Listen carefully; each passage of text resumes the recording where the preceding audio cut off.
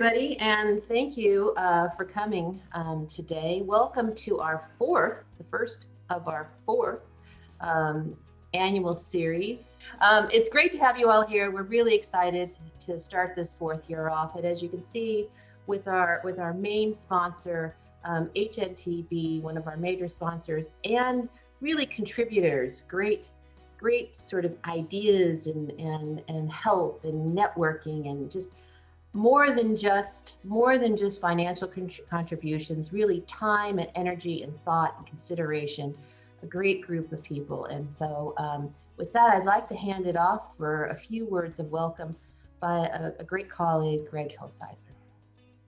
Thank you, Kimberly. Good morning, everyone. On behalf of HNTB, greetings and welcome to our fourth year of the Leonard Transportation Center Regional Mobility Dialogue Series. That's a mouthful, I know, but it's been incredible past 2 years, the path we've traveled together and the things that we've learned and discussed. And I'm excited, and we're very excited about this year, about the topics that we have. You can see on the screen here coming up. So I'd encourage everyone to sign up and just come to be with us every 2 months when we do this. I'm here in my home office today. You can tell I've been going to the office a little bit, but I'm doing this today from home. And yes, I confess I'm business on the top and beach on the bottom. Although I know many of you are on this, are probably also business on the top and PJs or sweats or whatever on the bottom. It's become the new uniform. But one thing that the past year has shown us is that we could pretty much do everything that we used to do or that we're used to doing in the office from our home offices or remote. I mean, I have everything here I could possibly need: 2 computers, printers, everything, access to whatever I need. The only downside is I've developed an unhealthy addiction to jelly beans and root beer for breakfast, which is certainly not healthy, but made it for an interesting year. And I also get to use this sign pretty much when my wife and others come walking by my door. I'm sure some of you have too. But there's some things that I've missed. The downside. I miss being A1 preferred, that seat that I always get on Southwest Airlines when I'm flying to the Bay Area. Stephanie, I missed walking onto the Metrolink while I'm on a conference call, only to realize I've walked into the quiet car and getting those looks from the passengers in the quiet car. But I miss riding Metrolink up to LA, and I miss driving to see clients in San Diego, Inland Empire, and other places. So I'm looking forward to the time when we can hopefully be back together. Anyway, today I'm excited about today's session to learn what our speakers have to say. Thank you for the opportunity to be a sponsor, Kimberly, and I'll turn it back over to you. Thanks so much, Greg. And again, as we sort of have moved these dialogues forward, as you saw, for our platinum sponsors, we do have time for a short video, and we'll play those videos during the dialogues, but also on our website. With that, I'd just like to say briefly, all of our dialogues are on the LTC website. We have proceedings, we have short snippets of the videos. All of the information is there. It's a tremendous wealth of conversations and key ideas around transportation in the Inland Empire. And I invite you to visit our website and see those proceedings and the information that we have there, because again, it's a tremendous amount of information. With that, I'd like to turn it over to my dean, Larry Rose, for a few words. Thank you, Kimberly. Before I do the welcome, I have to say to Greg, I identify a little bit about his signs, and although my addiction's coffee, but 2 that I found really useful would be, I don't know if you can see this, but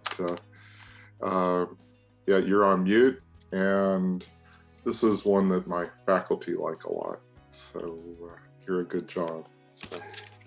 So signs do, it's amazing what we do to adapt to this environment. Anyway, so I want to, on behalf of Cal State San Bernardino and certainly the Jack H. Brown College Business and Public Administration and the Leonard Transportation Center, I really am pleased to welcome you to the first dialogue series of 2021. And as Kimberly said, it's our fourth year of doing this. So thank you all for your support and also for joining us. I'm sure, again, this one's going to be really informative, and certainly you're contributing to the dialogues that we're making available to as many people as we can get it out to.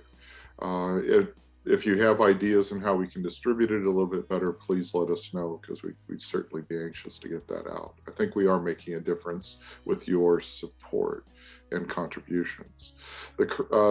Certainly the pandemic and its economic repercussions hit at a time that already was a time of change for the transportation industry, and the need to shift back office employees to remote work only added to the strain on public transit, fleets, and third-party logistics providers. So during this dialogue, our experts and speakers will address some of the changes they see coming, discuss what we can do to mitigate these changes, and look at the future a little bit, and what's going to stay, what's going to maybe shift back to where we were. So I'd be remiss if I didn't mention a few people here. Certainly the guest speakers, Stephanie Wiggins, Steve Finnegan, Steve Ponson, thank you for helping us and contributing to this. Platinum sponsors, we couldn't do it without you. San Bernardino International Airport, Mike, thank you.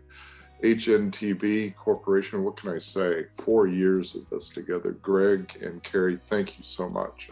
It's just amazing what you and the partnership we've forged here. We value it so much.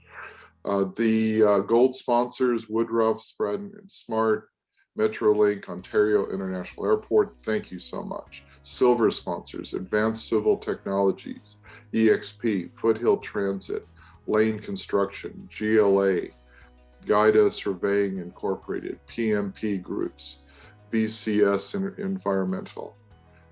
Thank you so much. We just couldn't do it without you, and it just makes this experience so much better for everyone. So anyway, with that, Kimberly, I'll turn it over to you. You've got a interesting agenda to get through, and a challenging one. So all yours. All right. Thank you so much, Larry, for those great opening words. And again, we have a really interesting conversation that I think many of us are thinking about, but not really sure how to grasp all that's happening within society today. And so thinking about this piece itself, what will happen? None of us have the crystal ball. We'd all like to have one, but today hopefully we'll get some insights into the true impacts of the pandemic and what will be the lasting repercussions. Again, we have 3 great experts to speak with you today.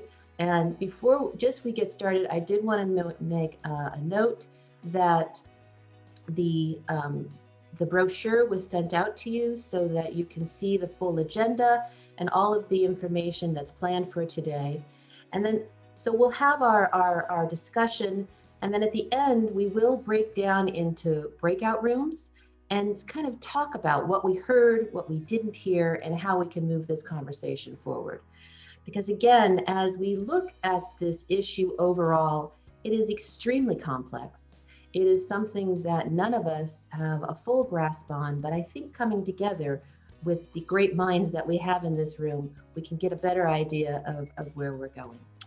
So with that, I'm going to start us off today with a brief presentation, very quick, just to talk about the data that we have for the Inland Empire, thinking about COVID and transportation.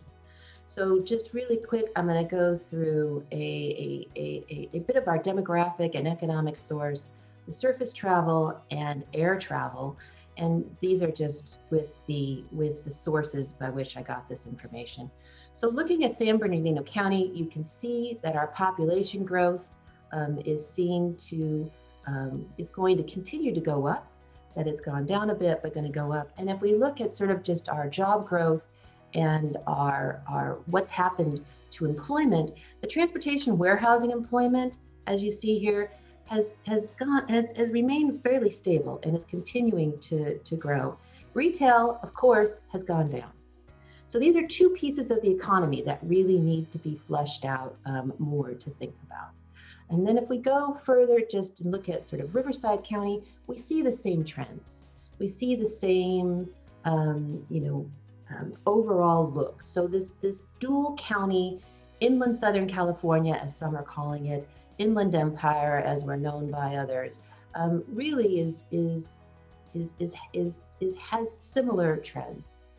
This is just data from the Bureau of Transportation Statistics, and I know that we're going to have more looking at this data, but this is just a brief look to see. So this says this is the percentage of people who are staying home in the Inland Empire.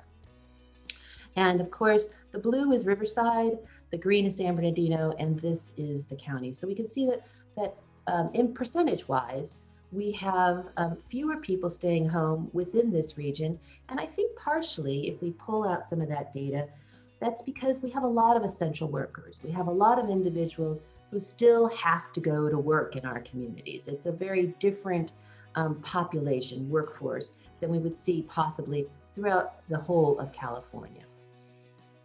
Additionally, if we just look at the trips per day, so this is just for San Bernardino and Riverside over a very long period. So starting in January 2019, July, it's actually July 2019 until February, we see that the trips per day went down, but still remained fairly consistent throughout this pandemic.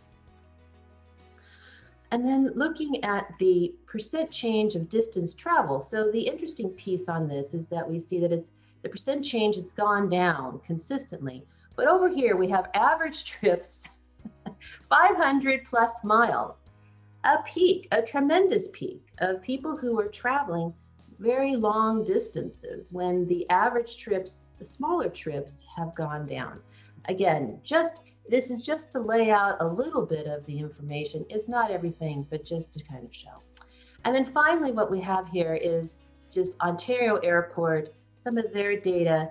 The two pieces that we can see is the total passenger change is down 54.54%, but freight and mail has been up 18.18%.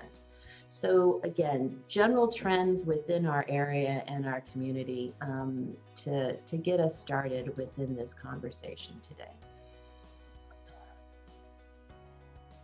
And with that, I would like to turn it over to our first speaker, Steve Polson. The topic is telecommuting, and I'm intrigued you picked one of the real hot button topics for your first session of your series here. Indeed, telecommuting is perhaps the most significant change that we're likely to see that persists post-COVID. It's not a change that's wholly influenced by COVID. We were trending in the direction of more telecommuting before COVID, but this is really a transformative event that dramatically impacts what's happening as it relates to transportation. We're now almost a year into the impact. Come March, we'll have about 12 months of cumulative experience under the influence of COVID. Again, unprecedented. Early in the cycle, folks were comparing it to things like 9/11 or Olympic shutdowns or other things to look for analogies. Well, now that we've been at this for about a year, clearly this is an unprecedented event that's really had a chance to change patterns and behaviors in a much more substantial way just because of the persistence of the event and the way we've had to deal with it and develop accommodations and adaptations. And we're seeing that across the spectrum of areas. Telecommuting, as I referenced, is probably one of the more pronounced changes. But this idea of communication substitution for travel really is crossing all the contexts. It's everything from distance learning and e-commerce to telemedicine, online worship, you name it. Certainly a lot of business activities have transitioned to the web, and that's going to continue post-COVID to an extent that's yet to be determined. And again, this specific situation is interacting with some other things. Had we had COVID a few decades ago, we wouldn't have had perhaps the capabilities with high-speed internet and Zoom software and accessible capable technologies in homes or relatively available at moderate cost, et cetera. And we wouldn't have had the same share of information intensive activities and employment. So the context of technology and demographics and economic conditions coupled with COVID have really been transformative in terms of the nature of this event and the prospect of it to have really, continuing ongoing implications. If you talk to business people, they'll often say that COVID has resulted in a 3-year, 5-year, 10-year acceleration of some pre-existing trends. Those kinds of numbers, certainly on the retail changes, for example, you'll hear folks talking about how they've, upped their pace of online activities and accelerated where they expected to be by a decade, for example.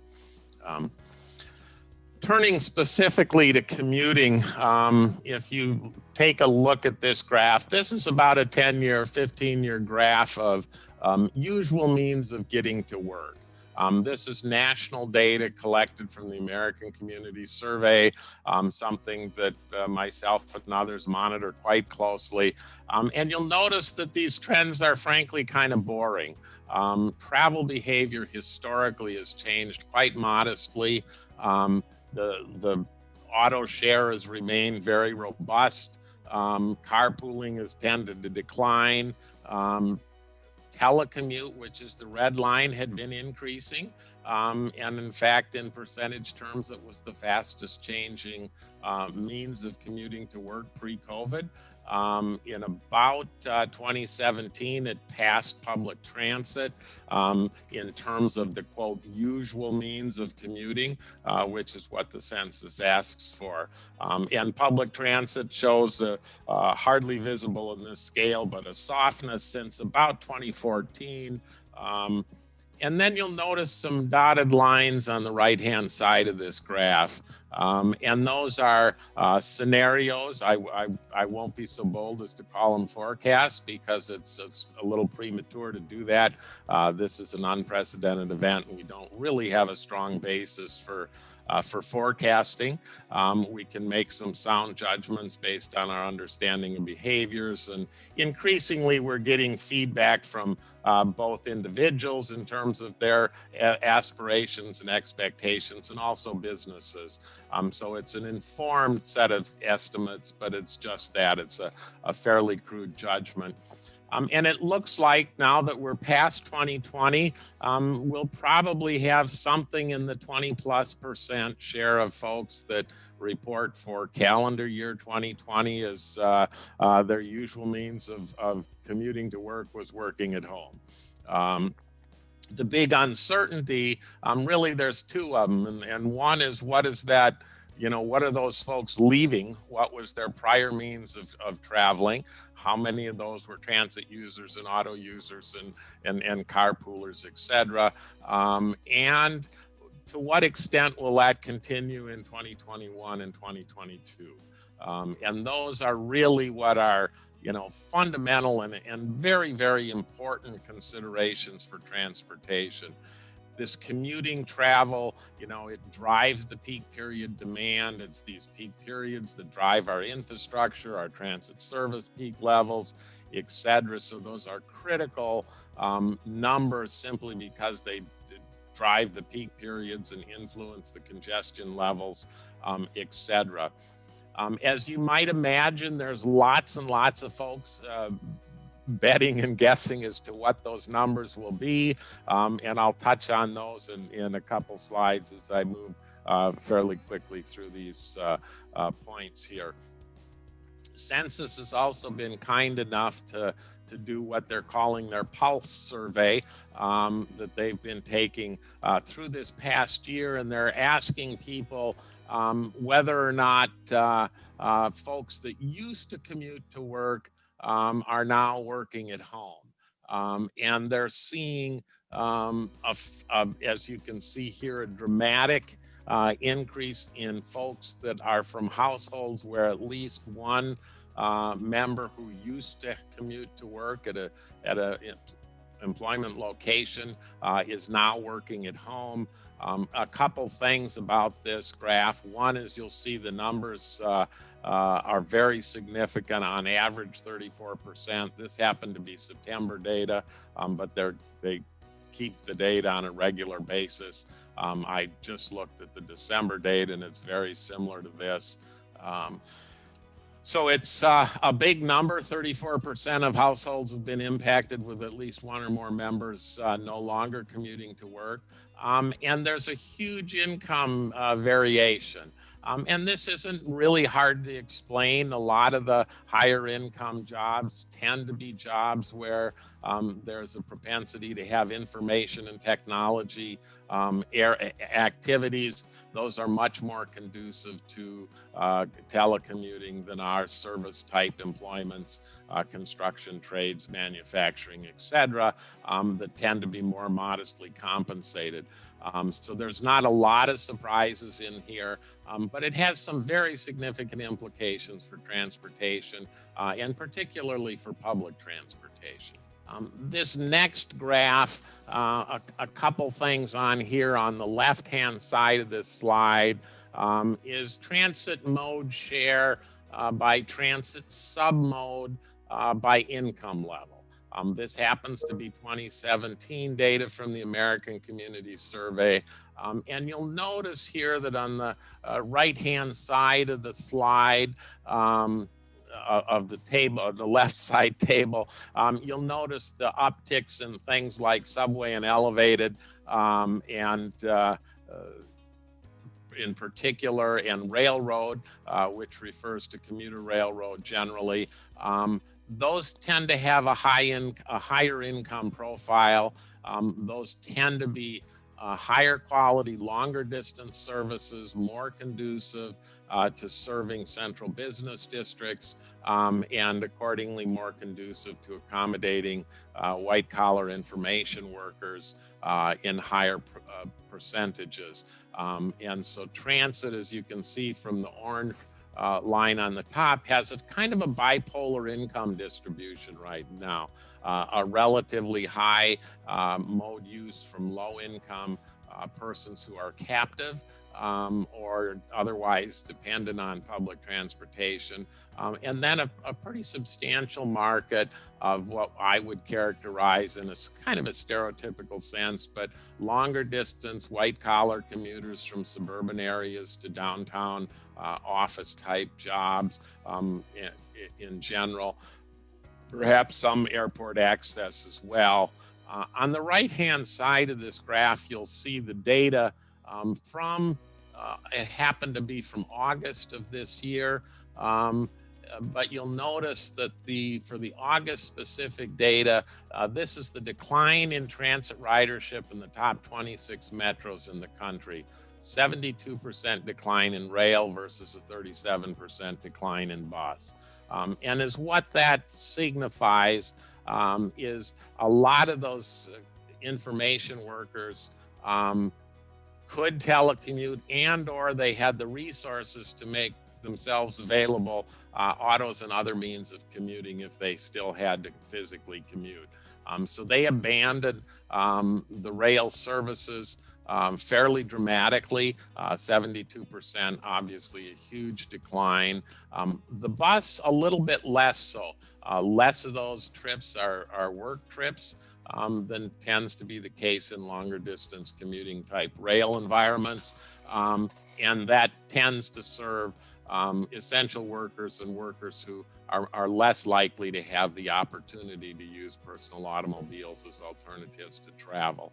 So a very disparate impact across the public transportation modes, and certainly signals a challenge to the transit industry in terms of to the extent to which the behaviors that we've seen established during COVID-19, to what extent those persist, obviously has a hugely significant impact on the future of public transit.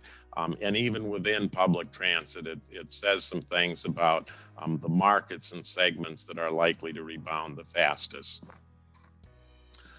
This graphic is data from,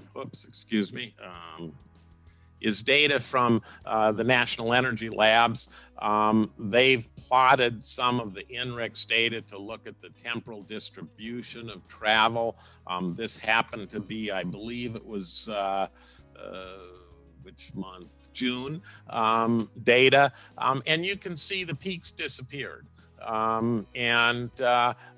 That's moderated a little bit. There's other data sources, Streetlight and others are similarly looking at the change in the temporal distribution of travel over the hours of the day. And we're seeing particularly a disappearance of the morning peak. And the afternoon peak is a little flatter and tends to be more spread out.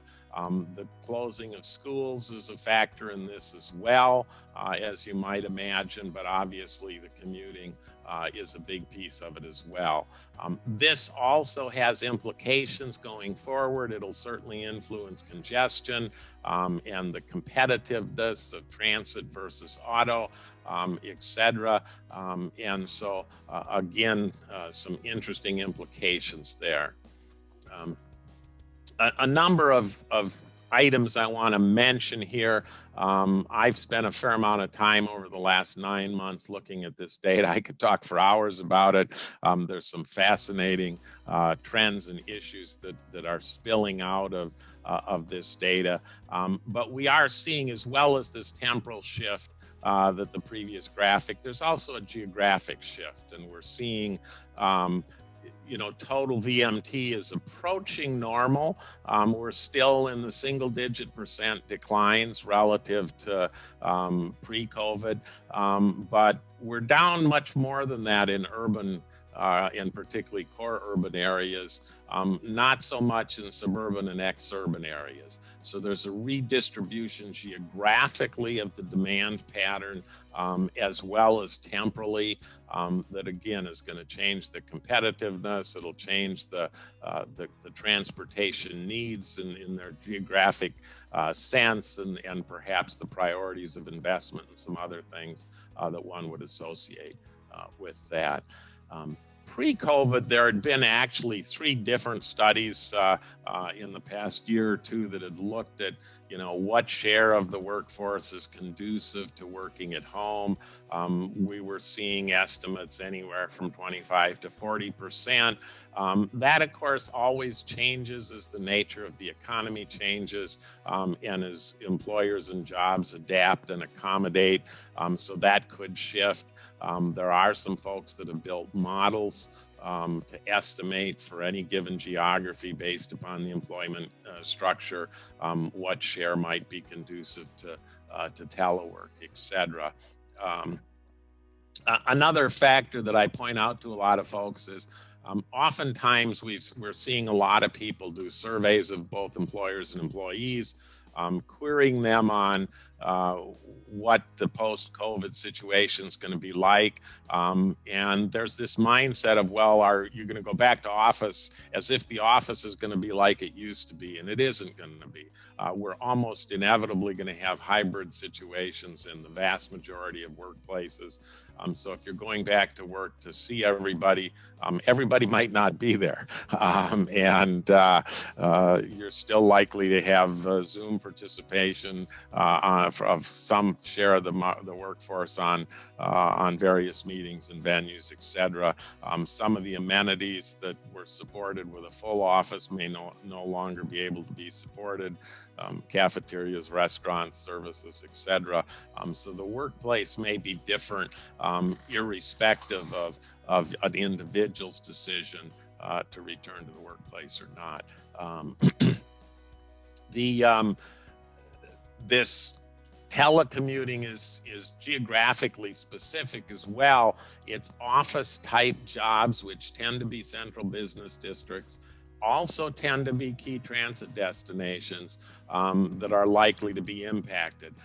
So if a post-COVID scenario says that, we're no longer the 5.7% work at home that we had in 2019, we're say 12% or 15%, well, that might be 20 or 30 or 40% in a central business district office cluster, if it averages that nationally. So we need to recognize that what happens nationally may be real different in certain geographies.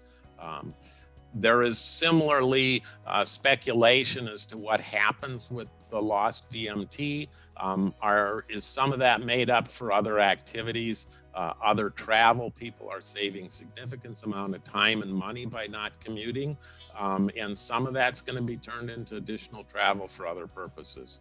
And similarly, this business travel and the shift of business travel to online communications, that's offsetting some significant volume of activity, including airline travel.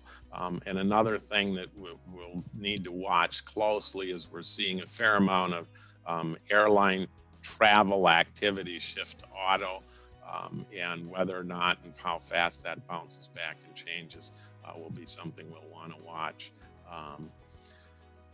One that's equally important, particularly for transit, but not exclusively, is there's an awful lot of talk of the world where we work at an office 2 days a week and telecommute 3 days a week. And then the question becomes, well, which 2 days is that? And are those 2 work days clustered or uniformly distributed? And if I'm providing services, transit's an obvious one, but it might be parking or other things. Are we building peak capacities that are similar to today so that we can meet at Tuesday and Wednesday volume? Or are we going to have travel demand management so we're spreading that telecommuting across the 5 days of the week to mitigate the peak congestion and peak capacity requirements? That, I think, is an issue that folks haven't given enough thought to yet, that has potential implications. And finally, I'll close here with there's a growing body of work that's looking at this. A lot of survey work's being done. There was these 2 items listed here, just came out last week. One's the McKinsey Global Institute report that has some interesting graphics and analysis. Another one is a kind of an interesting piece. It comes from the construction industry, and they were actually looking at the issue from the perspective of redesigning homes to accommodate office space and remodeling and space requirements of homes. But in doing that, it shed some interesting light on perceptions and expectations as it relates to telecommuting.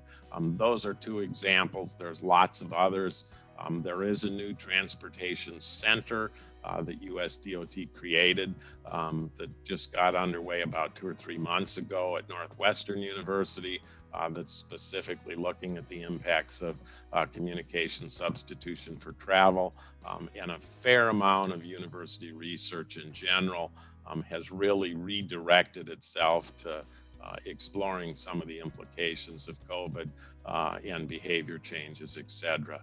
So with that, I've probably hogged way more time than I should have, but I'll turn it back over to the next speaker and be glad to participate in discussions later. Right. Thank you, Dr. Polson. Thank you very much for that. It was a very comprehensive overview of what's happening.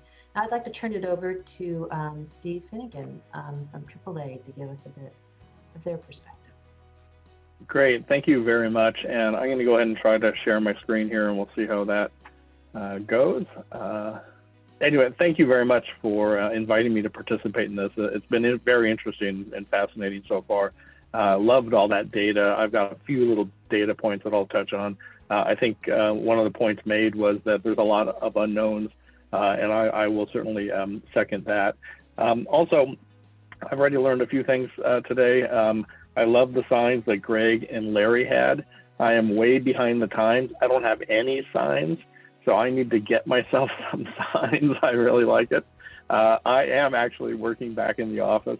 We at the Auto Club, we provide a number of essential services, and I was at home for a few months, in sort of the March to May time period. I've been back in the office ever since May, actually, but most of my coworkers have not. I'm in a building with 3,000 people. We probably have maybe 200 people in the building, although that number is starting to go up.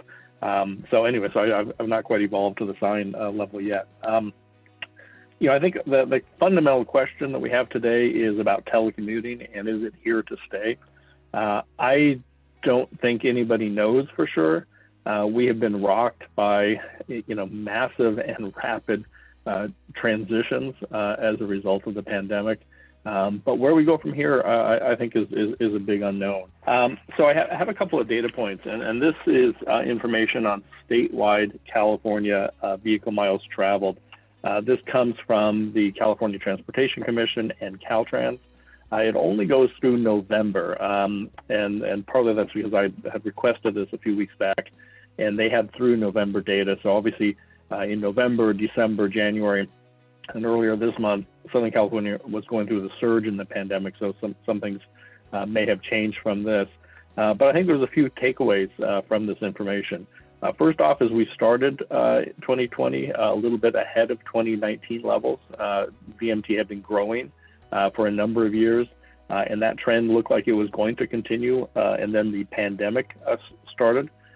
So there we see the sharp drop with, again, the red line being 2020 numbers compared to the blue line 2019 numbers. And we have the biggest difference between those two happening in April of last year. And I'll show another chart in a second that talks about that. So that was the low point. We've been climbing back to various degrees ever since. And we are, I think it was as noted in California statewide, at least through November, we were 90% of VMT levels in comparison to 2019. The surge may have dropped that. Getting past the surge, it may result in an increase in the amount of driving in the state. This next chart shows the percentage change in vehicle miles traveled for last year. Again, you can see the start being ahead of 2019 levels. You can see the biggest drop there in April to about 42% drop in VMT. And I'll be curious what stats Stephanie has on public transit. I think the drop in public transit was greater, but again, we'll see what happens going forward from that. A few sidelights on this. We, the Auto Club, in addition to providing roadside assistance and many other things, we're an auto insurer. And so we did see a very big drop in driving. We saw a drop in our claims, the crashes, the number of crashes, the number of vehicles hitting each other out there. As a result, we actually returned $266 million back to our insureds in savings that we accrued as a result of less driving and less crashes. And that's just in Southern California, that number. We did see, I think it was noted there about some of the other travel that might be going on that's not typical commute travel, including the super long trips. We did see an increase in road trips. And there was a lot of interest for our travel folks in the road trip destinations and old-fashioned paper maps and going to national parks and going to those kind of things. So we did see an uptick in that as well. And then at the end of the chart here, you can see on the right-hand side coming out at about 10% below 2019 levels for VMT. This next slide sort of posits a few questions. I start with a look back at the last sort of big shock we had in transportation and travel. Not nearly as sharp of a shock, but the Great Recession back in 08 and 09 had tremendous impacts on travel, where we did see declines in vehicle miles traveled as more people were out of work, people had less money to do things. And back then, there were a lot of sort of predictions of, had we reached peak VMT, we would never see a return or a growth in VMT beyond the levels pre-2008.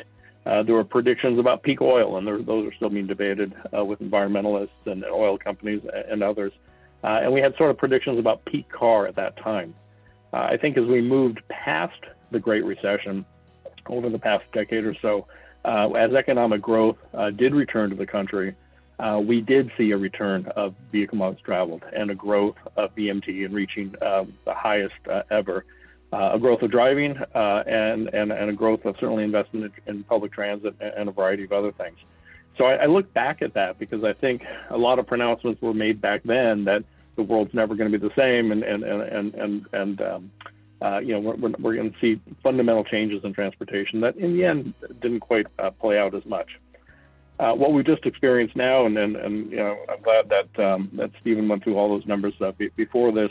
It was a sharp shock to the system that resulted in a drop in driving, a drop in transit use, a huge increase in work at home, and an increase in staying at home.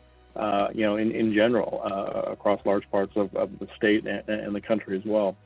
And then the question is what happens next? So the two sort of circles on the right there and the points underneath them, I think you have sort of competing narratives, and who knows, maybe the end result will be somewhere in the middle. But I think there are folks who say that the world has changed forever. It'll never be the same.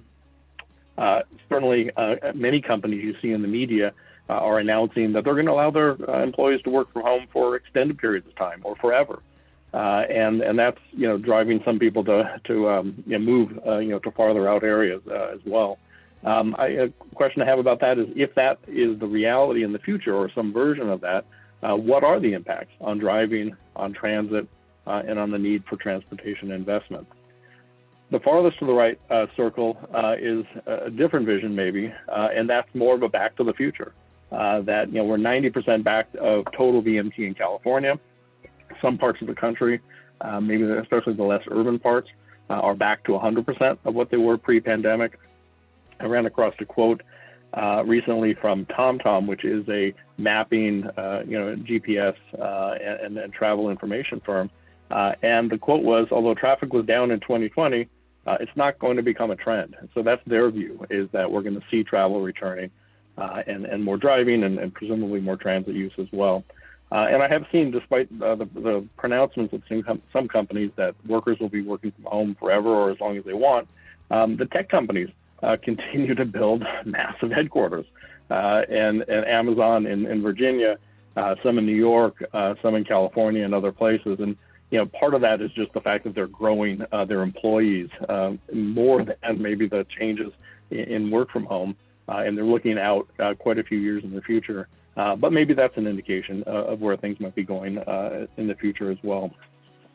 So I think that's all I had to touch on. I look forward to participating in the Q&A and the discussions that are happening here. I personally think there are more unknowns than knowns, but we are all part of this experiment, whether we want to be or not, and we will all be part of moving forward to whatever direction things go in the future.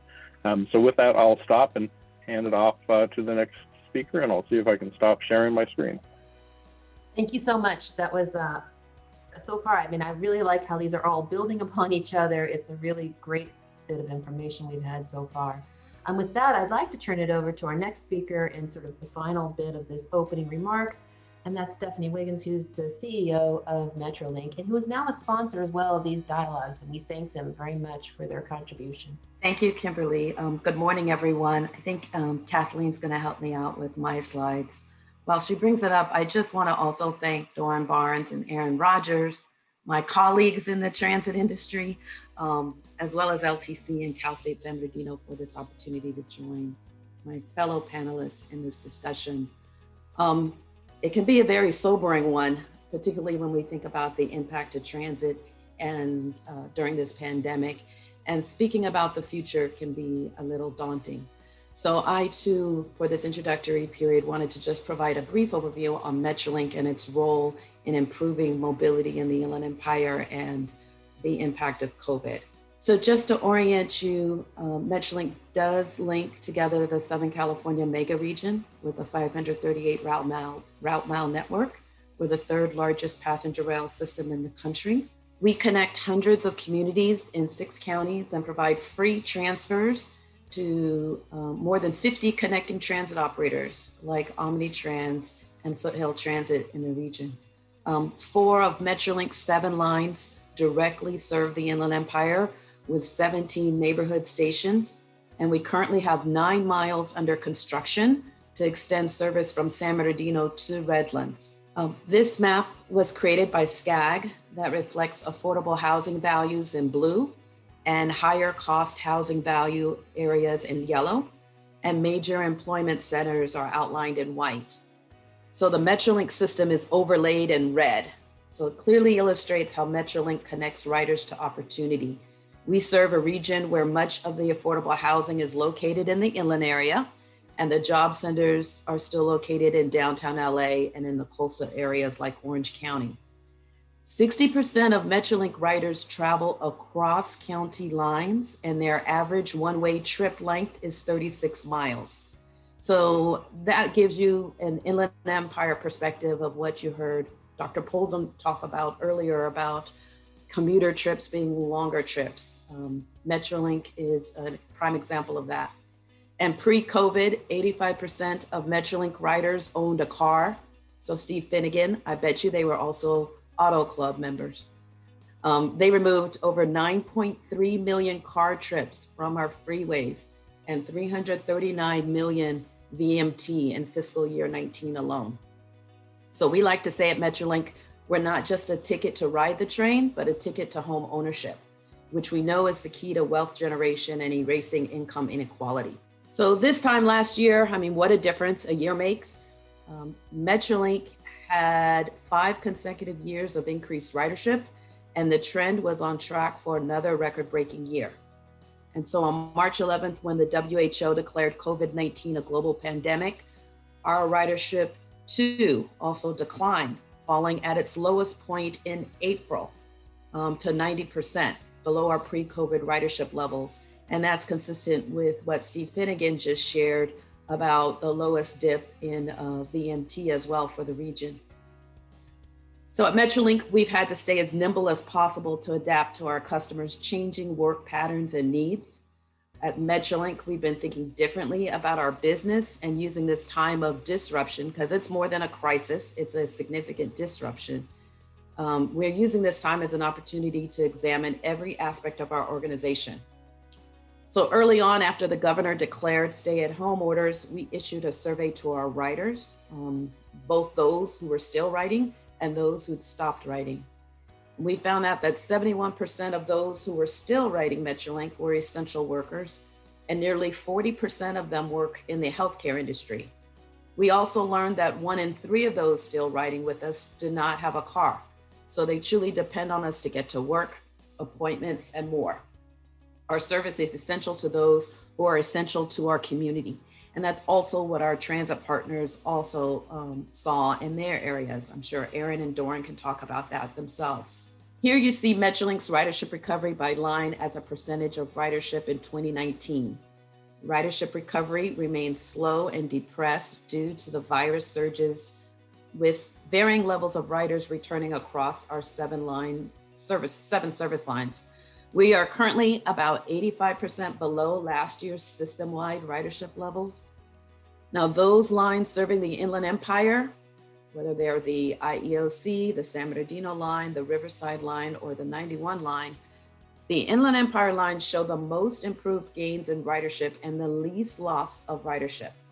And similarly to Kimberly's opening remarks, we see that at Metrolink, that's likely because these lines combined make up 63% of our essential worker passengers. You'll also note that our Inland Empire Orange County line showed the most improvement since April, with the least ridership loss, about 81% from a year ago in January. So our ridership profile has changed dramatically. Pre-COVID, The top industries represented by our ridership were in real estate, finance, and the legal industries. Today, it's healthcare, transportation, and logistics. Listening to our riders' changing needs has become critical to how we operate now and how we move forward. That's why we recently did a follow-up survey earlier this month to find out what, if anything, had changed since last April. And while we're still compiling the results, we were able to look at our 4 lines that serve the Inland Empire. Those 4 lines represent our most active riders, with 55% riding 4 or more days a week, compared to 37% on our other lines. And important data like this can help us evaluate our service levels to determine when and where to add service. We've learned to be nimble so we can bring back service quickly as needed. And these changing dynamics of the pandemic have forced us to revise our recovery forecasts. And I like what the doctor said, should be scenarios, because it's really a lot of uncertainty out there. When the world opens back up, the landscape will have changed. In this new normal, we will begin serving an expanded ridership demographic with changed behaviors, and will no longer be able to rely solely on connecting commuters to their jobs. We believe that there's a great opportunity in building out regional rail travel, contributing to the economy, equity, and the environment across Southern California. And I look forward to today's dialogue. Thank you. Thank you very much. That was, again, a tremendous amount of information that really shows the dynamics within our community. With that, I'd like to turn it over to Carrie Witt now, who's going to facilitate and moderate a series of discussions to see if we can tease out additional information that we've heard so far. And please, Carrie. Thank you, Dr. Collins, and thanks to our panelists this morning. This was just fantastic. And I was thinking this morning, at 4 years, we're starting our 4th year of doing these. This is our 19th dialogue. And they do just keep getting better. And I think this morning's presentations just bear that out. So thank you all for being with us.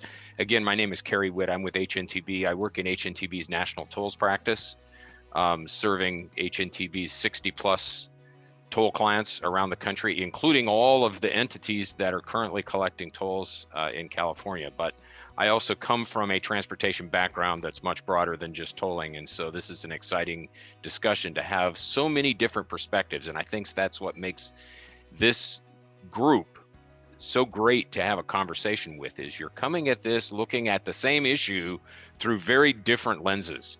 And so I'm going to pose some questions to you, and I'm going to ask you to think about it through the lens that is your daily life, your professional life. And we have Doctors Collins and Paulson that are researchers and academics, and then you have Steve Finnegan, who is looking at this from the perspective of the automobile drivers in California. And Steve, thank you so much. I was one of the recipients of your premium rebates, and so that was kind of an unexpected surprise. I like that. And Stephanie, as a transit provider, there are so many questions about what the future holds. So I'm going to ask you to take out your crystal balls a little bit.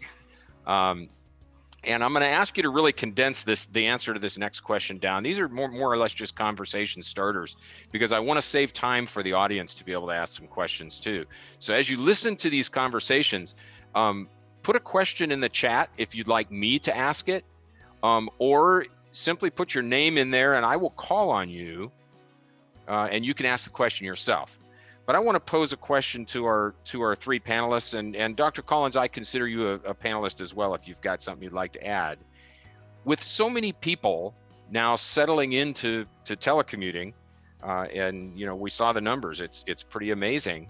But I'm not sure that those numbers have stabilized enough to make a conclusion. What's the biggest, for you, through your lens, what's the biggest unknown at this moment? I'm going to start with Stephanie on that one. Oh, well, for me, the biggest unknown for us is how much longer before the virus is contained. It's affected perceptions about health and safety, about taking transit. And Aaron, Doran, and I are here to tell you transit is extremely safe. We're not a super spreader. We've been developing a number of products, but every time we're ready to roll them out, there's a surge. And we know that depresses ridership. So for my industry, the biggest unknown is how much longer. Fantastic. How about Dr. Paulson? You're on mute. I don't have my sign. Thank you. I think the biggest unknown is really going to be the way individuals and employers respond going forward. And that'll be driven both by kind of performance productivity metrics and kind of personal aspirations and preferences. And even if people do go back to work in the office, there's accumulating evidence that it might be your hybrid might even occur during the day, where you skip the peak periods and maybe spend 4 hours in the office at your, based on your calendar today. That could be different every day of the week, etc. I think we're looking at a much more dynamic situation.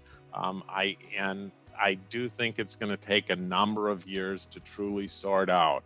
I think there might be some folks rushing back to the office for the socialization experience, but then that'll wane and ebb and flow over time. It's going to be real. It'll be significant. It'll be different, but it's going to take us a while to have some sense of stability of what that new normal is going to be like. And to a little extent, how people redeploy both the time and money, and how they, in effect, replace the socialization that they get through work with other potential activities in lieu of that socialization and interaction they get at work. Interesting stuff. Steve Finnegan. I'll echo, I think Stephanie's main point is, I think the biggest question, the biggest unknown is timing. When do we recover from the pandemic? How much of a straight line or a jagged line is that recovery going to be? I think there's a lot of pent-up demand to do a lot of things, and some of those involve travel, whether that's recreational travel or longer distance travel, or within the region, or even going back to the office. So I think that how long that takes, and again, how much of a straight line, or how often we have to return to a future surge, hopefully we won't at all. I think that's going to dictate a lot in the near term. Much longer term, I think it's an open question. Interesting. So, one of the questions is, we talk about how long until we get back to normal. What is normal?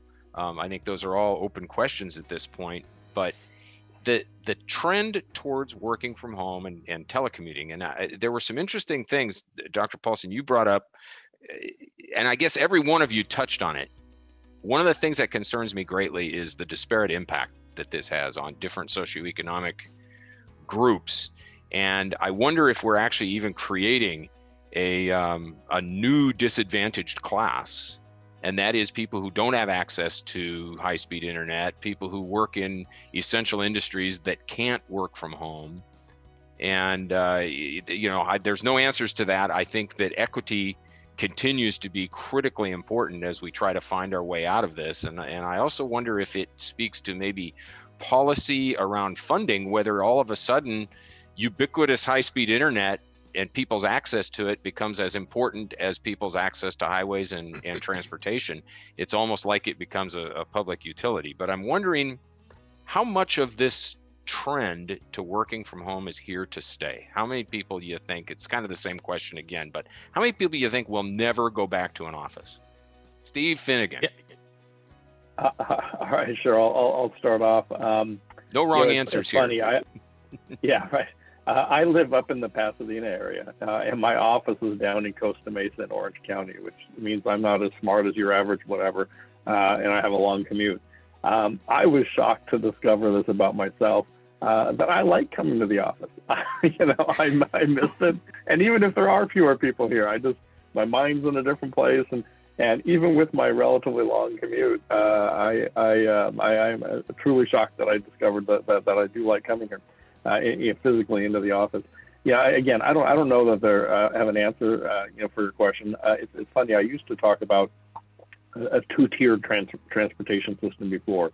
It was those who could afford and were able to drive, and those who weren't. And of course, Metrolink nicely straddles the line there.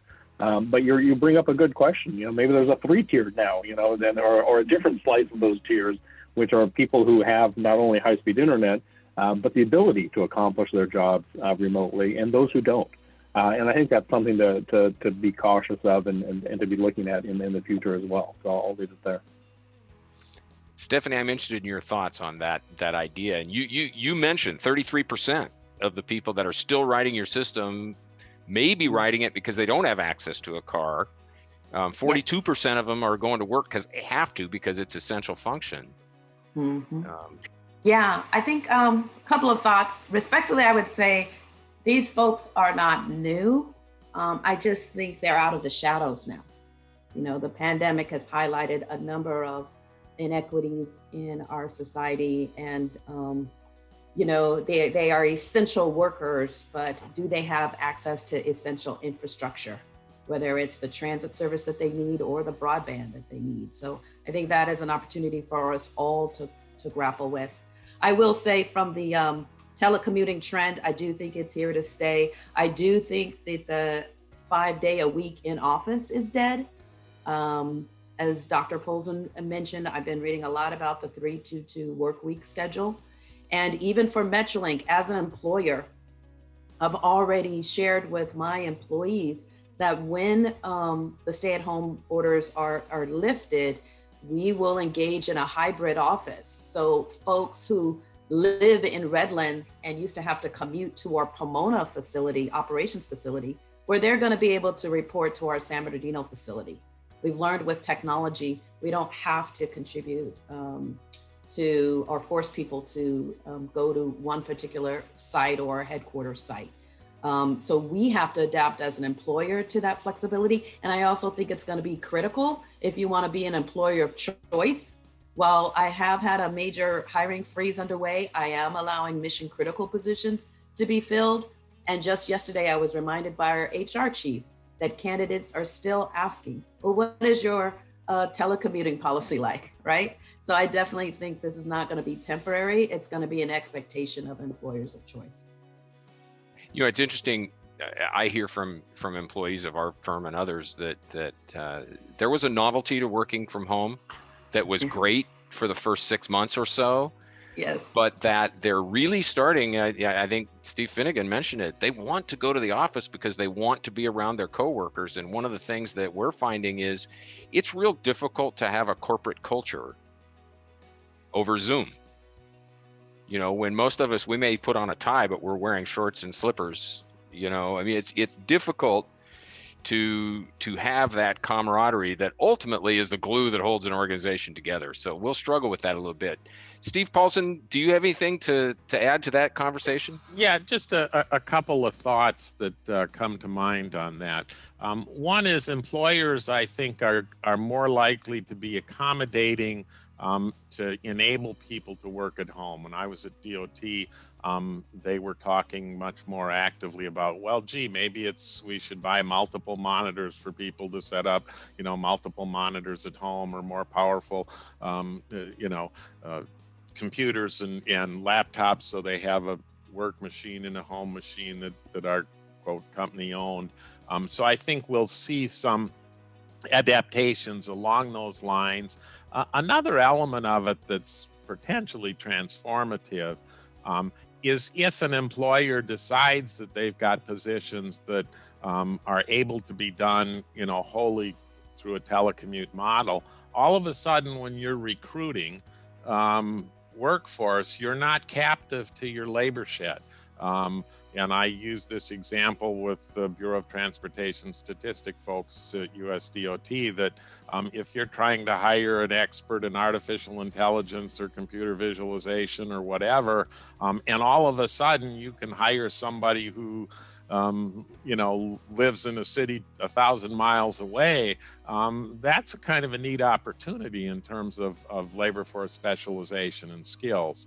And I think that could be transformative. As it relates to the kind of the fundamental nature of certain positions where you have to have a physical presence, construction, healthcare, etc. Yes, those folks aren't likely to be telecommuting. And I think labor markets will adapt and adjust, and compensation and benefit packages and other things will take that into account over time and adapt to that differentiation in terms of other perks and characteristics of the job. It's, some jobs are just inherently, you have to physically be in place. Similarly, just like you talk about learning styles and personality types, different people have temperaments and adaptabilities to different contexts. Some people won't like working at home. They'll be bored or antsy or miss some elements of the physical interaction. Other people will thrive in it because they like it and it fits their personality profile and productivity, etc. The other kind of inherent differences, and I'm sure you've all seen this in Zoom meetings where, somebody's doesn't have the same resources as a higher income person with a separate bedroom that they can turn into an office, etc. Or they've got pets and kids and other household members running around. And that's a difference that can impact productivity for someone working at home as well. And again, some of that'll be accommodated. As I referenced, the construction and the home trades industries are adapting, and space design and even remodeling activities that people are seeing, they're adjusting their physical environment to make it more conducive to work at home, etc. So I think we'll see over time a lot of those things. The gig economy is kind of simultaneously pushing us in that direction as well, which is, it's not just telecommuting. The gig economy is kind of a similar phenomenon pushing us. Man, we could go all morning on these topics. There is no question about that, and I want to congratulate you, Steve Paulson. You just introduced a new word to my vocabulary. Labor shed is a good one, so I wrote that down. I'll use it in a cocktail party conversation at some point in time. So, are there roles? What roles, if any, do the government and the private business sector have in driving the outcome that is most favorable, or that is more favorable, and to prevent this thing from going off the rails? Pardon, that's probably not a good pun to use with Stephanie on the phone. Right, but what roles do the private sector and the government have, and how do they work together to drive the best outcome from this whole situation? I'll start with Steve Paulson. Let me mention a couple things here. One is this issue of travel demand management, and the worst scenario is if we end up with having to provide peak capacity 1 or 2 days a week and have, in effect, empty trains and uncongested roads, overbuilt roads for 5 days a week. That's not optimal from a resource perspective. So anything we can do to steer that pattern of demand in a way that leverages the system and the resources, I think is certainly positive. There may be, particularly on the transit side, it's not going to make sense to provide high volumes of service that aren't full. It's not environmentally friendly or resource efficient, but we still have critical folks that need to get to places. So we're going to need to make adaptations, and it's going to take both the public sector and the private sector to figure out how to get folks to work so that they do have access to opportunity without being massive wastes of resources, with overly large vehicles and underutilized infrastructure. And that's a real challenge. It's not a fun issue. There's no nice answers to it, but we need to sort through that and figure out how we can meet the needs of folks that do need that mobility and accessibility without wasting tremendous amounts of resources. Steve Finnegan, your thoughts on that? Sure. A couple of quick thoughts, and I want to actually key off of what Steve Paulson had said earlier. I think that one size doesn't fit all and won't fit all. I think that there's going to be a variety of answers to that question. I think I like what he talked about is about differences in people, in how some people may like one thing more than another for various reasons. Also, there are differences in jobs. In fact, we operate a number of call centers here in Southern California and elsewhere, and we were already moving those call center employees to work remote, well before the pandemic. It works for some people. It's cost effective and efficient. It allowed us to grow our workforce without growing our facilities. So for some jobs, that was already happening, and that will continue to happen. For others, not so much. And again, I think what works with any company or industry, for that matter, or each individual is going to be different. And I think that hopefully we'll have flexibility in the future that both balances and improves our transportation performance, but also the choices that people have in employment and in work arrangements and in home and work balance and all those kind of things. So I think multiple options, multiple answers, and flexibility is what's needed. Stephanie Wiggins. I'll just quickly add two things. One, the private sector, their role is in information sharing with transit operators. We've been continued to be in contact with our corporate partners to try to understand what are their plans for the future in terms of supporting telecommuting. It's really critical because even this past November, we shifted our train schedules because we started to see the shift where more of our riders were demanding service earlier in the morning peak and then wanting to come back earlier in the evening than normal. So really having access to that information helps us better plan. And as Dr. Polson said, be better stewards of the taxpayers' dollars. I think the second thing that's interesting I wanted to add to the dialogue is the role government can play. Given telecommuting is going to be a continued trend, maybe not as high as it is today, but higher than it was pre-COVID, I believe. And that is really taking a fresh look at our planning and zoning regulations. Why are we requiring all of this parking, particularly in this post-COVID environment? Look at the requirement for a minimum number of off-street parking spaces in transit-intensive areas. Again, if more people are going to be telecommuting, maybe we don't need as much parking or parking structures. Good stuff. Absolutely. I'm going to ask a final question here in just a second. And as I do, and I'm going to ask for concise answers from our panelists, but I'm going to ask the audience to start thinking about questions that you might like to. I'm going to save a few minutes here before we go into our small groups for some audience questions. There's a number of people on the call, and the whole idea is that this is a dialogue, and it's been terrific so far. One of the things that we're hearing a lot about, this is just an observation, and then I'll ask the final question, but I was ordering something else the other day from Amazon, and I realized that I've gotten in the habit of buying lots of stuff from Amazon and from Zappos and from other places that I didn't before.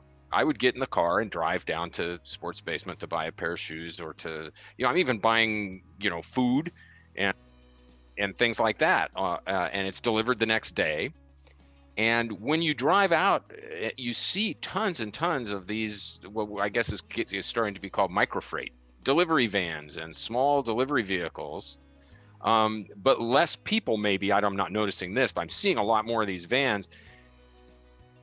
For every, and it occurred to me at that moment that, yes, I'm not getting in my car and driving to buy a pair of shoes, but now there's a delivery vehicle on the road that may not have been on the road if I was not ordering shoes online. And it's an interesting trade.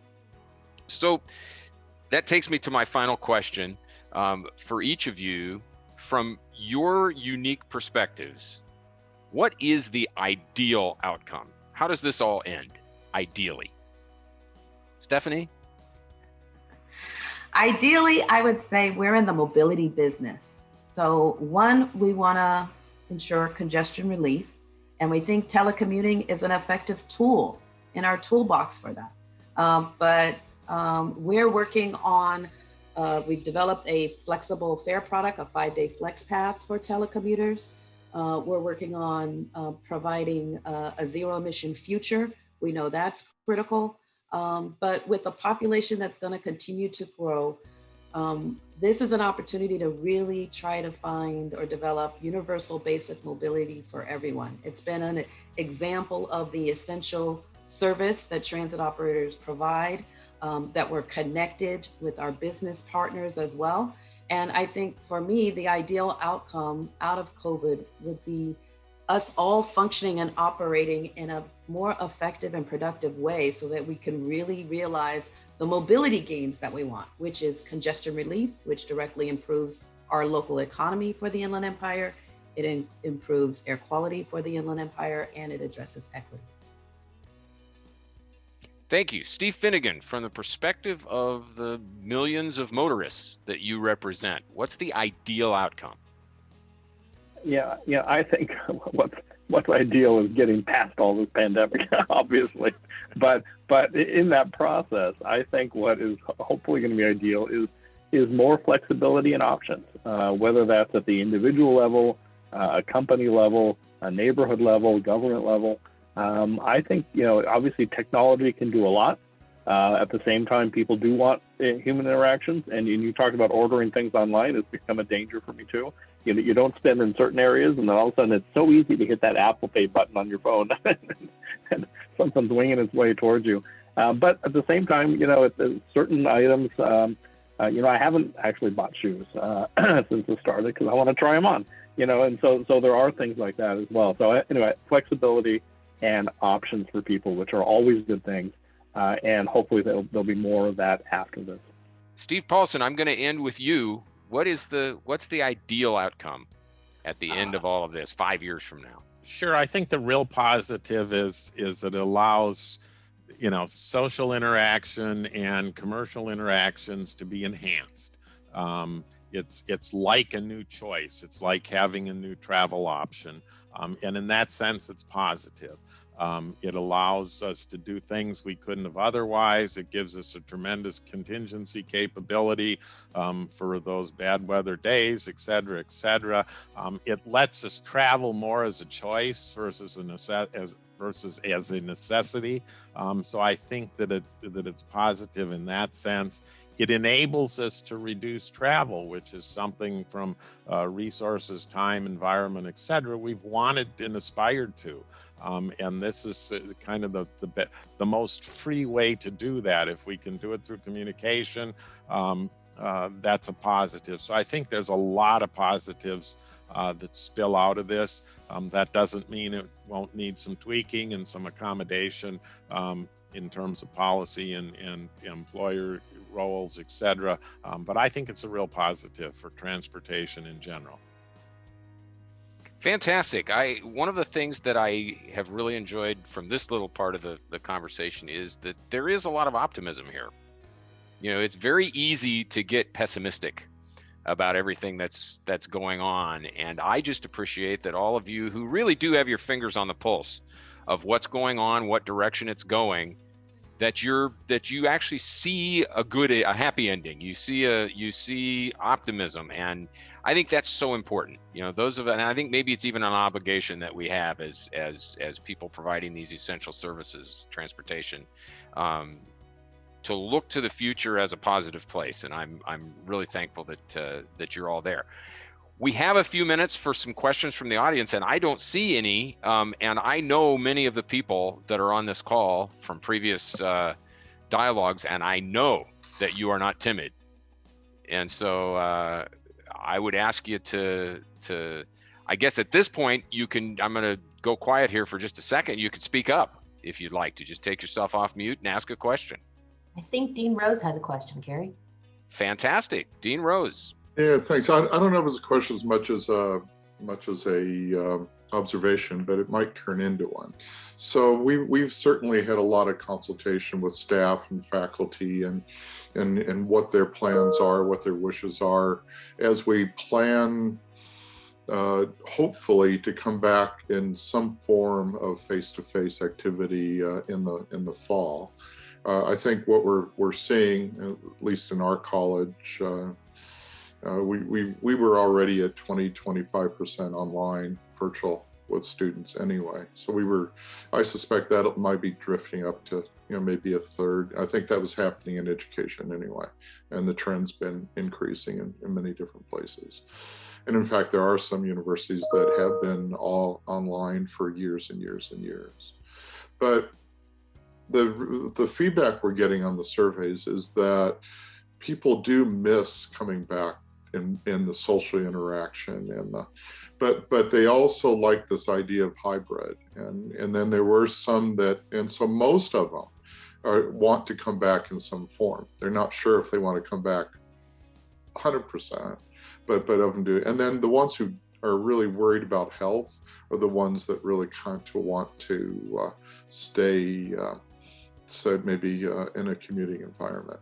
So again, the types of skills, the type of interactions and things like that are going to differ across the university. But one thing that I'm just curious what the panel thinks is there's going to have to be some sort of interaction with stakeholders in the communities, and Zoom does allow some participation on that, but still there's a lot of, I think, face-to-face networking that needs to take place, because I don't know if anybody else has noticed, but I can't figure out who's talking to or looking at me when I'm talking. There's too many people on a screen, so I can't really figure out basically who wants to talk, but also the nonverbal cues that allows me to figure out whether I'm getting my points across or if I need to emphasize or if anybody understands stuff. So I'm just curious, do you think those aspects might actually drive people back to, at some level, into a face-to-face and office environment? Let me add a little anecdote that kind of relates to that issue. When I was initially digging into this, I was curious as to what kind of accommodations we might see where people would replace the socialization they got from work with other things in lieu of work. Meaning you might go to lunch with your workmates by driving to a restaurant and having lunch together, and then go back and work at home in the afternoon. So I was digging around a little bit, and I said, well, what share of people meet their partner at work? And so I found some research from 2011, and it was 20-some% meet someone through work, but 37% met someone online. And I said, well, like people were moving those social relationships out of the workplace, a decade or more ago. And then I came across some data that said about 85% of affairs start at the workplace. So I was thinking about all the implications of teleworking in a kind of strange way. But I do think that we will see some changes in culture and values and activities, and we'll see consultants come along and find 100 ways to build teams through Zoom meetings and those kinds of things. So I suspect we'll see over the next many months and years all kinds of strategies, and somebody will be doing IQ and aptitude and personality tests and deciding whether or not you're conducive to what. I think that's all coming, and we'll sort through this over time. Yeah, I think there's no substitute for human connection. We've all had 10 months of the experiment, and whether not necessarily at work, but a hug or those nonverbal cues, there's just some things that technology cannot replace. So I definitely think those are the reasons why people will come back. They just won't come back like they did before. I think it'll be a hybrid. Yeah, and I don't disagree with that. I think, I think there's an innate need for human interaction in a variety of ways, and you do get things in person that are hard to replicate online or in this setting. Not impossible, just different and maybe harder. So I think that desire to connect will continue to bring people physically together, even if it's not all the time, or even if it's not in the exact same way as it was before. Terrific. I've got two more hands raised, and I am going to honor both of those questions. And Dr. Collins, I know we want to get to our small groups. We're a little behind schedule, but I will tell a little story. At HNTV, we had a phenomenon where people were coming back to the office, and then they were telling stories. Well, I went to the office today, and I spent my entire afternoon in the office on Zoom meetings that I could have been doing from home. So that was an interesting one. So Doran, go ahead. Thanks, Gary. This has been a great discussion. Really appreciate all the insights from the panelists. I'm struck by, and we spend a fair amount of time in this space, the confluence of transportation and the environment, particularly air quality. And as we think about telework and the future, it does strike me that, and I'd be interested in the panelists' thoughts on how much of this naturally happens, how much of this should we be considering regulating, given how much we're spending regulating the emissions produced by our vehicles.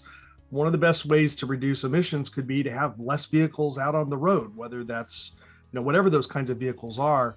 But, how much should we take advantage of this experiment to rethink or add to our environmental challenges and trying to solve those versus just letting happen what will happen? Well, it's interesting. I think the MTC up in the Bay Area, the MPO there, I thought I saw an article where they had suggested to require the employers to mandate a certain percentage of telecommuting, and they quickly had to retract that. Interesting. and yet we see what's happening in Texas with no regulation. So I definitely think there has to be a balance there. I do think this opportunity, I do agree with you, Doran, that we should leverage this opportunity while people are open to rethinking, both on the private sector side and the public sector side, because now telecommuting is even a bottom line benefit to the private sector, right? They're talking about getting rid of office leases, et cetera, reducing their overhead. So this is an opportunity maybe to convene them to talk about how can we voluntarily do something that actually is for the greater good. Yeah, it reminds me of the saying that I probably won't get right, but never waste the opportunity that a crisis provides. And I think that I think that's not to make rash decisions, but I think that there are opportunities with this as well. I also I can't help but think back. You're talking about air quality. A lot of some of these debates about air quality and transportation have been going on since at least the 70s, if not earlier. And back then, two major experiments were tried. One were technology mandates on vehicles and fuels, and the other were efforts to get people out of their cars, quote unquote. One was a tremendous success, the mandates on technology and fuels. Getting people out of their cars was, if that was the objective, was an abject failure because that driving just increased ever more over the decades.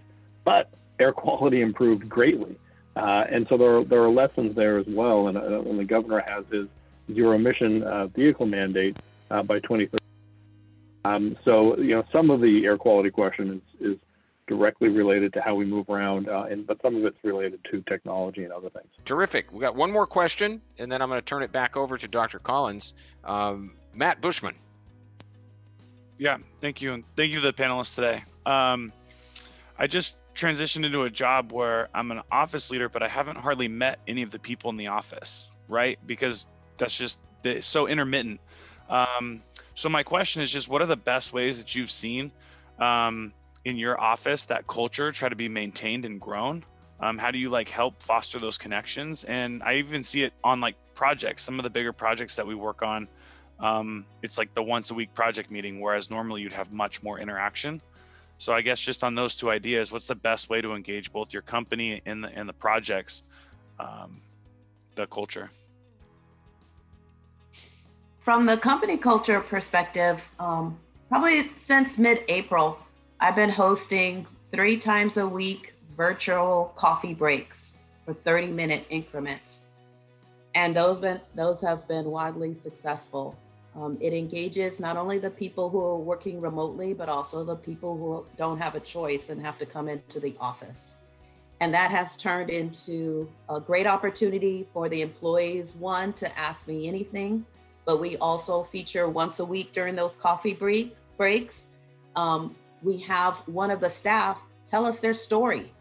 We find out about their childhood, how they came to Metrolink. We actually get to know each other better than we did when we were all in the office. And then on Fridays coffee breaks, we play music. So we let our guest speaker employee actually recommend the music for Friday's coffee break. And it has been a great way to connect, engage, relax, make sure people have the information that they need. But at least from a employee engagement, it actually has increased employee engagement for Metrolink and my connection with all the employees. I laugh about that. It's very true. I mean, we know people's pets and household members, and how they decorate their house and everything else. We do tend to, it does expose people, so to speak, and you do get a sense of relationship. I think in a more formal sense, people will learn what tactics and strategies and frequency of communication and how to keep it casual, and how to deal with confidential things and what can be done in a group. And I think that'll take some sorting through. I know when I was at USDOT, they were onboarding new employees, virtually, and got pretty good at kind of doing that orientation and setup, etc. So some of that'll just take time and experience to get, figure out what works best for your people and your culture. But I think the intensiveness of communications, I think you'll need to be explicit in initiating some communications that might have been spontaneous in the hallway kind of thing, and figuring out how to treat something casually that would have been a stick your head in the door kind of quick question. But all of a sudden, if it's a scheduled call, there may be more nervousness about it. And folks will learn how to deal with those kinds of accommodations. And it might be, Skype things instead of Teams things, and different strategies might work different for different contexts. I do think as a boss, you've got to be alert for the tendency of some people, or the possibility of some people just fall through the cracks. Yes. Because there are people who just relied on that pop your head in the door conversation once or twice a day to check in, who won't initiate that themselves. And and I have a friend who's a teacher and said that, and it was astonishing to me that there are something like 30% of this teacher's students that they have not heard from since last March. And that's not good. I'm going to turn it back over at this point to Dr. Collins and just thank all of you for one of the best discussions we've had in 19 of these dialogues. This has been fantastic. So thank you so much to the panelists. Yes, I want to thank you as well. It's been very interesting, and I guess sort of my main takeaway as I just and then I'm going to ask you to think about your main takeaways, is when we look at this flexibility and just sort of observations with working with students. We had an event at a high school last week, and we had a great group of students, but the people who were there were, again, the achievers, those who were going to go to the college. And we were doing a let's go, what are you going to make your plans, and how are you going to get to, what are your next plans? And all of those students were like, we're going to college. But there was a lot of students, 50%, who didn't come, who didn't get the opportunity to talk about, what were their plans. And those are the folks that are falling through the cracks.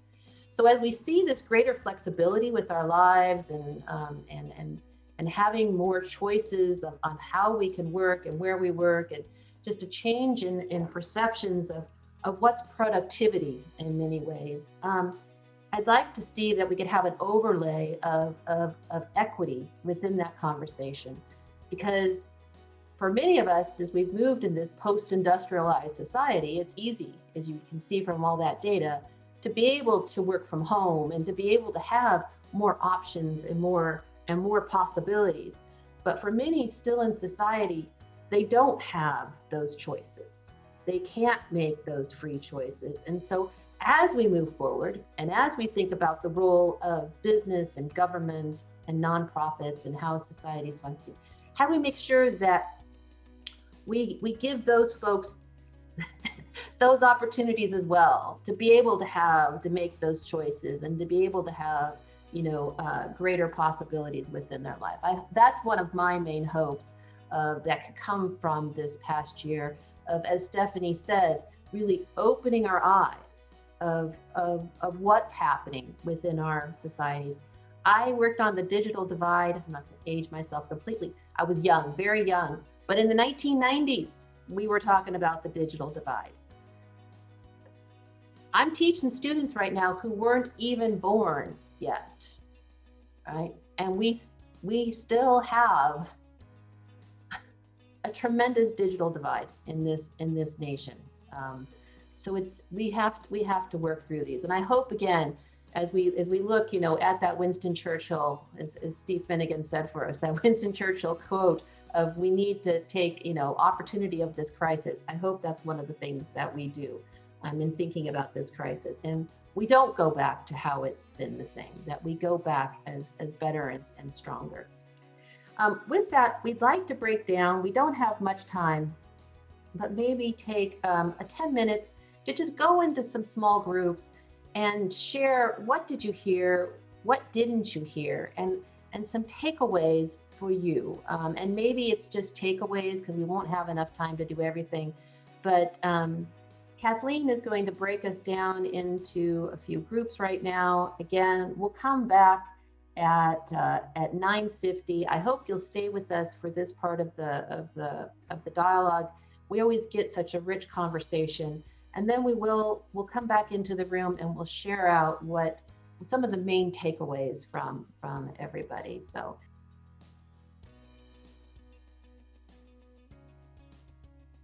All right, well, I think we have 3 groups that are going to report out, and this will be kind of a quick, again, lightning round. Before we do that, I just wanted to thank my staff and everyone who's engaged with the LTC for all of their great work. Danny and Kathleen have worked tremendously hard to make sure that these things go smoothly, and as we see, it went smoothly. We've had a number of Zoom bombings lately, so we have shut things down quite hard. Trying to make sure that we don't have what we had in one of our last meetings because it was disruptive. So again, thanks so much for that. I'll turn it over. Josh, do you have your report out from your room? Yes, yeah. We had a really good discussion. I'll go through the 3 questions. So the first question of kind of some of the information we didn't really know before. We were really interested in a lot of the data on the shifting of travel patterns, the kind of vehicle miles traveled from Steve, and even the Metrolink data on kind of how the Inland Empire impacts so much of what Metrolink does. And then a lot of the travel shifting that occurred. I saw with friends and family going on road trips and things like that. So that was interesting to see. Some of the ideas that we were thinking about really focused on maybe not the commute travel, but some of the student transport, travel for students, and even the K through 12 system. But then there was also the larger sporting events that people tend to go to public transportation. Maybe the stadiums or music events have all not occurred in the past year. And then some of the challenges with the business technology. But, to move some of the ideas forward, I was really, honed in on the environmental impact of kind of the benefits of working from home. I enjoy working from home. I'm part of maybe the smaller kind of population that enjoys just the leisure and kind of not using, my car to go back and forth. And then there was also another discussion that we've talked about with the dialogue series on electric vehicles and the impact of gas tax and some of the revenue, the transportation funding. So I think as we have less cars on the road, there's also that transportation funding element that is important to discuss. Great, thank you. Danny, did you have the second group? Okay. So there was a huge income disparity, and it was really surprising on how the chart was. There's a huge gap. There's a huge spread between those who are, the haves and have-nots, and the ones are able to work from home, and then the ones that have to attend work physically. So that's a huge impact. It changes a lot of behaviors in that sense, because how do we move forward with that? It creates an open question. It's a moving target, you know. Some of the ideas here was that higher education does play a huge role in the mobility sector, and we want to have, you know, more students more involved in this, especially knowing that transportation during this pandemic, it's really critical during this time. And then it was not appealing to a lot of students. I think now it comes to light that, hey, this is going to be a mission critical part of our daily lives. You know, this is going to be something very important. So it gives them that significance of knowing our industry. Greg, do you want to add anything to it? That's all I have for now. Just real quick. I know we have to close out, but at the very end, there was a lot of good stuff. But at the very end, we talked a little bit about how during the pandemic, during any disruption, it creates opportunities to where people are willing to listen more than when we're in our regular daily routine. So let's take advantage of these opportunities to listen to each other. We talked about listening to students and involving them because they are the future. But this is the time to find new ways and different ways to do things, because our world's been shaken up, and we're open to considering new possibilities. Thank you. So I had the last group, and we had an interesting conversation in thinking about the equity issue, not only with the digital divide, but also in the access to transportation, and really thinking about how as well some of our communities are changing. So there was one example of a parking structure that used to be for a college is now being used for microtransit for Amazon, for them to be able to park. And I think there's going to be a lot more issues like that when we think about the future of malls, the future of shopping again, and the future of how we move together. And some of this was happening before the pandemic, as we saw within our conversation, is really going to be accelerated with those changes. So we need to figure out how can we deal with some issues, such as the digital divide, in a more meaningful way, and equity, and then to think about and have a bit of a debate around telecommuting and the aspect of employment, and what does that mean for different sectors within society as we move forward. This is a chance. I really see it as a chance for us to, now I've taken it as a chance to even look at my own life and how much I work, and getting more of maybe a balance within my life, so that we can kind of change. But again, I have many of those opportunities that others might not have, just because of my position and where I am.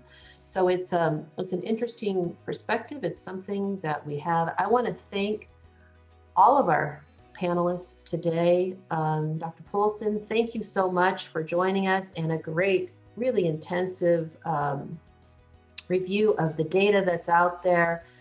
Mr. Finnegan, thank you for the perspective from the AAA and from what's happening within your organization. I think it was very insightful to see what's going on in some of these larger organizations. And Ms. Wiggins, thank you so much for your presentation on MetroLink. I learned so much from all of you. I have to say, and my last minute, I did do this for selfish reasons, because as a researcher, I couldn't figure out what's going to happen. So I thought we should have an event and bring in great minds to really hear about what do people think is going to happen. So I thank you all for sharing that with us. And we hope to see you at our next dialogue in April, where we talk about transportation and climate change issues. So we're putting that one together. We hope to see you there. Thank you. Have a great rest of your day. Thanks, everyone. Bye-bye. Bye. Thank you. Thank you. Bye-bye. Thanks, everyone.